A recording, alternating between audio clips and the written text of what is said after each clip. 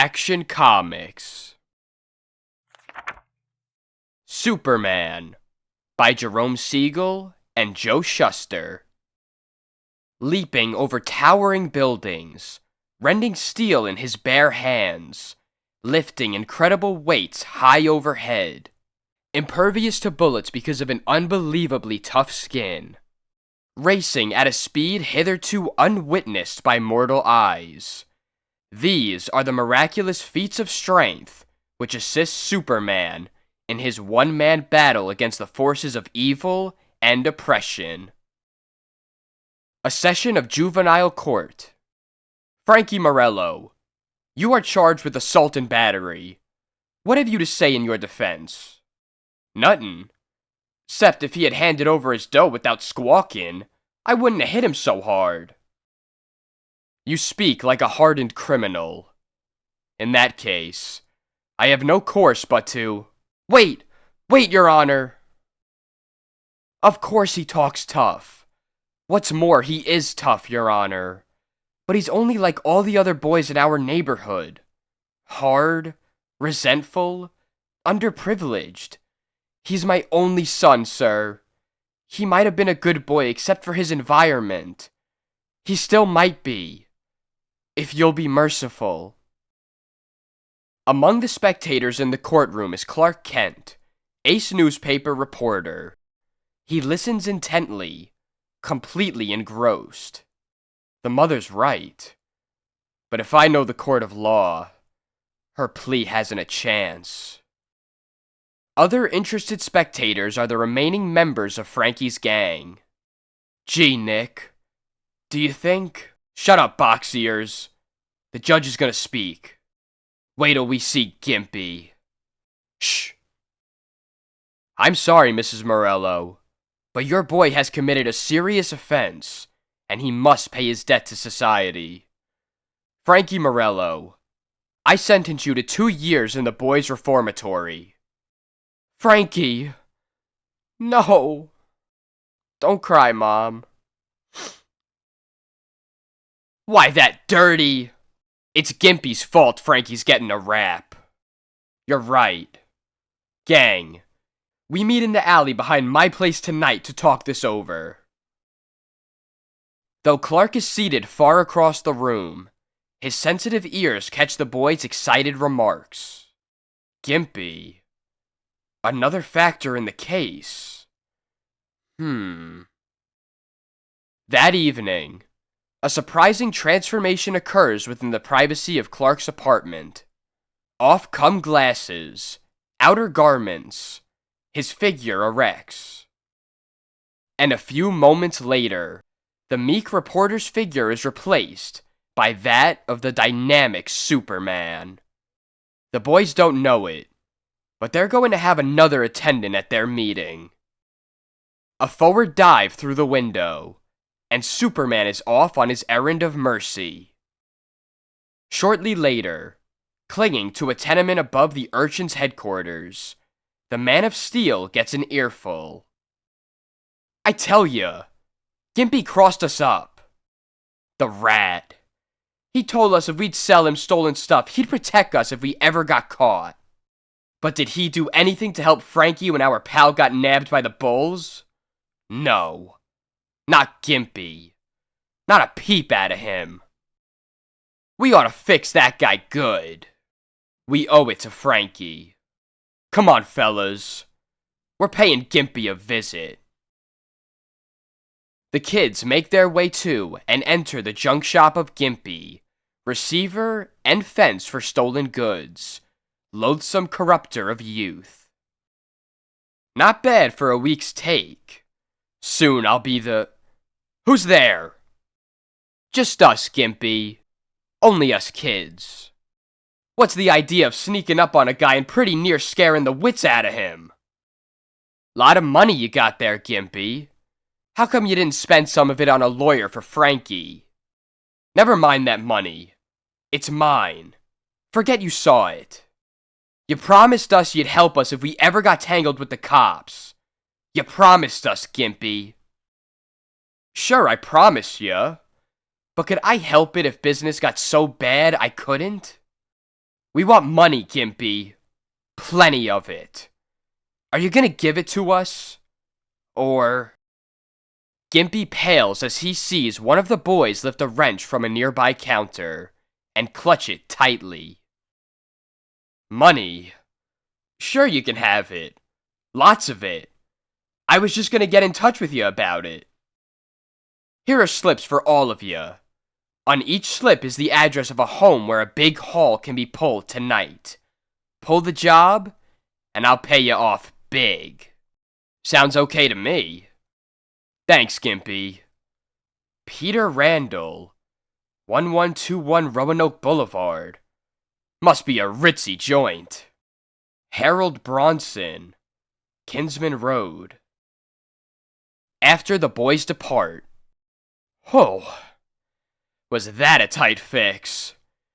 Now to tip off the police and get rid of them kids like I did Frankie. They're getting too tough to handle. Hello, police headquarters? This is a friend. Robberies are going to be pulled tonight at the homes of Peter Randall, Harold Braun. Abruptly, a hand reaches out, tears the phone from the wall with one easy movement. What? Who are you? Someone you're going to wish you never met. Help! Here's a starter. Don't hit me again. I'll give you anything you want. Thanks. What I want right now is another poke at you. Never mind who I am. I'm going to give you just 1 hour to get out of town. If you don't, I will. See that you do. Emerging from the junk shop, Superman streaks off into the night. I've got to hurry, if I'm to save those youngsters from the police, and from themselves. Meanwhile, Box Ears drops into the grounds of Peter Randall's estate. Oh boy, this ought to be a big haul, and a cinch. But unknown to Box Ears, Gimpy had tipped off the police. If that call was the work of a practical joker... No! Look! Someone's creeping along the lawn of the estate. Don't move! The cops! At that instant, Superman swoops down out of the sky and snatches up Box Ears from under the very hands of the police. Hey! What? Sorry, you can't have him. He's mine. Stop! We command you to stop!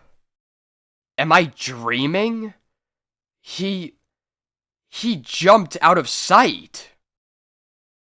Hey! Let me go! Not yet. Not till I've saved your friend Nick from a jail sentence. But when Superman reaches the Bronson residence, it appears he is too late. Ouch! Let go! The cops! They've got Nick! So it seems. But that can be corrected. As the patrol wagon speeds along the streets, Superman races in pursuit, easily overtaking it. We're not moving. What did you stop the car for? But I didn't. Look, my foot is pressing down the accelerator to the limit. The explanation? Seizing the auto's rear axle, Superman has raised the power-driven wheels so that they spin aimlessly off the ground. Naturally, the wagon is powerless to move. Golly, it's not really as hard as it appears. With his free hand, Superman plucks Nick free from the grip of his astounded guard. Help! Help! Quiet. There's nothing to be afraid of. And a moment later, he is streaking along with two bewildered captives. Now to get the others. Within a sleeping household. Gosh, I cleaned out every bit of silverware in the joint. But now my bag is too heavy to lift without making a lot of noise. Unless... Wait, I've got it. Pinky first lowers the swag from the upper story window with a rope. Well, well. Looks like your friend is busily occupied. If he'd only turn all that energy into constructive channels. Then commences to climb down the rope. Oh, baby. What a haul. Gimpy'll give us plenty for this. What? Who? Hey! Give me that silverware! It's mine! Oh, no, it's not. And it's going straight back to its rightful owners. At still another residence, the remaining member of the gang gives a soft cry of exultance. He is panting and sweating. It took hours of hard work, but I finally broke through them bars. Boy, am I tired. But now to ransack the place. Oh, no, you won't. I'm afraid your labor was all in vain. You're coming with me. Who's the guy? Who is he? We don't know. But is he strong? Oh. Boy, can he run. Is he a copper? No, he ain't. 'Cause he made a monkey out of him. Where you taking us? Back to the tenements. Now that you've brought us here, what do you want? Just to talk to you. Now try to pay attention to what I say. You've gotten it into your heads, somehow, that it's smart to steal, that stolen money is easy dough. But that's not true. No doubt you've already learned that no matter how much you bring in, Gimpy keeps the lion's share. Yeah, we only get peanuts, like I was telling Pinky the other day. Shut up, box ears. You're blabbing too much. What we get is our own business. What's more, you've always the fear that the law will make you pay the penalty for your crimes.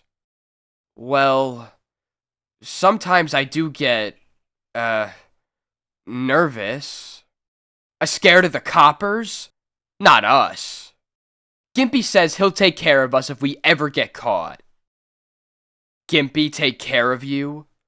Hasn't it occurred to you that it's mighty strange those policemen were waiting for you at the places to be robbed? Sort of like a trap, wasn't it? Do you mean to say that Gimpy tipped off? Yes. He intended to betray you to the police, just as he did Frankie. And he would have succeeded too, if I hadn't happened along. Why, that dirty stoolie! So that's how Frankie got caught. This is one time he won't talk himself out of a tight spot. Come on, fellas. At that moment, a shadowy figure which had crept forward and listened to every word, suddenly straightens erect, levels a rifle. So they're gonna get me, eh? Not if I can get him first. Eat lead, you little rat! Gimpy! Superman had sighted Gimpy the moment he pulled the trigger. Instantly, the Iron Man acts. He springs forward. And now is enacted a fantastic, tense drama, which is of such infinitesimal duration that the human eye is incapable of recording its amazing occurrence. Superman races the bullet and actually succeeds in beating it to its target. This must be the first time in all history that the target hit the bullet. His impenetrable skin unharmed by the bullet, Superman springs at Gimpy. When I told you to leave town, I meant business. No, don't! Propelled by Superman's toss, Gimpy sails out through the night. Yow! And lands with a splash in the river. Help! Help! As Superman stares after Gimpy, Nick seizes the opportunity. He sneaks upon him from behind and crashes a wrench downward. Take that! Oh my gosh. It bent. What was that? That was a mean stunt to pull after what I've done for you. I'm afraid there's only one thing left for me to do, and that's to throw a little fear and humility into you. Ouch! Let go! Cut it out! My ribs! Upward springs Superman, toward the telephone wires overhead. This is rather drastic, but the only way to put fear into you kids. Hey! What the? Striking the wires, he teeters dangerously back and forth, apparently seeking to gain his balance. Whoops. Hey! Watch out! Wanna kill us? You dope! Maybe the wire won't hold our weight. You think so? I'll find out. Superman makes a complete backward flip and lands safely again on the straining wire. It worked. Help! He's nuts! No, we're nuts. Something like this just couldn't happen. But it is. Forward streaks Superman along the telephone wire. His ability to retain balance is miraculous. One thing you've got to admit, there's no heavy traffic up here. Abruptly, he leaps out and down. Did you ever wonder, boys, how it would feel to fall from a great distance and be crushed to a pulp? My gosh! He did it! When they alight. Well, here you are, safe and sound. How would you like to do it again? Again? Again? Again? Again? You bet! Come on! What are you waiting for? It was fun. Well, You actually enjoyed it. I've got to hand it to you kids. You've plenty nerve. Too bad you can't turn it into constructive channels. Any guy who can do what you do, mister, is okay with us. You're swell, and we'd give anything to be like you. If being clean and honest is your code, then it's gonna be ours too. That's fine, boys. It's not entirely your fault that you're delinquent. It's these slums. Your poor living conditions. If there was only some way I could remedy it. At that moment, fate takes a hand in the form of several shouting newsboys. Extra! Extra! Cyclone! Hundreds homeless! Superman secures a copy. Cyclone hits Florida. Cities laid waste. Government rushes aid. Will erect modern housing projects. I've got it. What? What have you got? An idea. A superb, glorious inspiration. Never mind the details. Now do as I say. Shortly later, the kids round up all their friends and scurry from house to house in the slum area, always delivering the same message. Leave our homes and take all our valuables with us? Are you crazy? All we're doing is delivering Superman's message, and if you've an ounce of brains, you'll do as he says. A few minutes later, people on the far fringe of the slum area are puzzled to hear a series of crashing rumbles, which grow louder with each instant. What is it? Good Lord! Sounds to me like an earthquake, a hurricane. But they are mistaken, for the source of the sound is a one-man cyclone, Superman. So the government rebuilds destroyed areas with modern cheap rental apartments, eh? Building after building crashes before his attack. Then here's a job for it. When I finish, this town will be rid of its filthy, crime-festering slums. Not bad. Haven't had such a fine workout in a long time. Here's one fire trap less. Summoned by fleeing terrorized slum inhabitants, fire trucks and police patrols swerve into the destructive zone. A lunatic! Knocking everything to pieces! You've got to stop him! If you ask me, you're the lunatic. One man create all this chaos? You're cracked. It must be an unknown army. I'll send for the National Guard. A troop rushes into the section, menaces Superman. It's one man! This is incredible! Stop! Stop or we'll shoot! Shoot if you must. But after you've had your fun, go away before I get annoyed. Fire! Superman continues to tear structures, unaffected by the withering and repeated machine gun fire. The man's superhuman! Fix bayonets! Advance! But Superman agilely escapes his attackers through the simple maneuver of bridging several city blocks in one leap.